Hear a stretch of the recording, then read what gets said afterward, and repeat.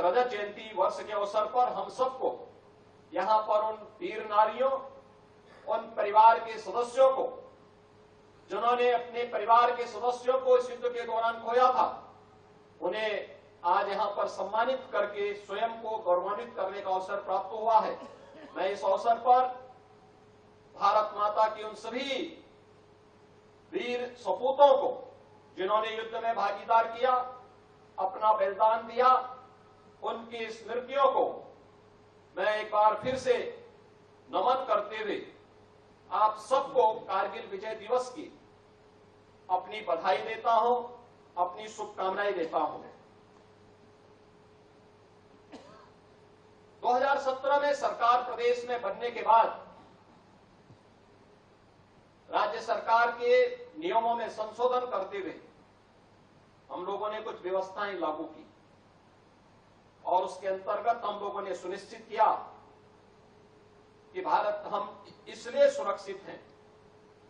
हम इसलिए अपनी प्रगति के मार्ग को आगे बढ़ाने के लिए स्वतंत्र हैं क्योंकि दिन और रात, सुबह और शाम घर से दूर सम और विषम परिस्थितियों का सामना करते हुए, मौसम के प्रतिकूल परिस्थितियों का सामना करते हुए हमारा बहादुर जवान भारत की सीमाओं की रक्षा करने के लिए पूरी दृढ़ता के साथ खड़ा है। हम आज अगर भारत को दुनिया की एक बड़ी ताकत बनाने की ओर अग्रसर कर रहे हैं और विकसित भारत के प्रधानमंत्री मोदी जी के संकल्पों को आगे बढ़ा रहे हैं,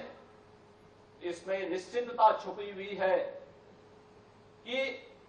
हमारी सीमाएं सुरक्षित हैं। इन सीमाओं की सुरक्षा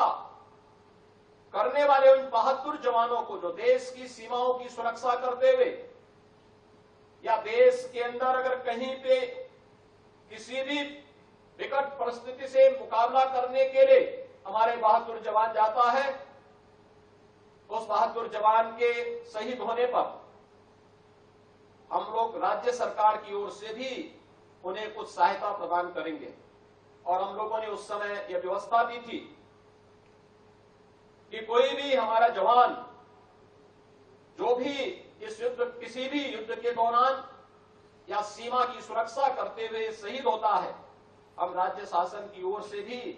उस परिवार को न केवल 50 लाख रुपए की सहायता राज्य शासन देगा, अपितु उस परिवार के एक सदस्य को उत्तर प्रदेश शासन की सेवा में सेवा का अवसर भी राज्य सरकार प्रदान करेगी। उस जवान के साथ ही हम लोगों ने यह भी व्यवस्था दी कि राज्य के अंदर जिस गांव, जिस नगर, जिस कस्बे का वो जवान रहने वाला होगा, उस जवान की स्मृति को हम आगे बढ़ाने के लिए उनका एक भव्य स्मारक या किसी इंस्टीट्यूट का नाम, किसी इंस्टीट्यूशन का नाम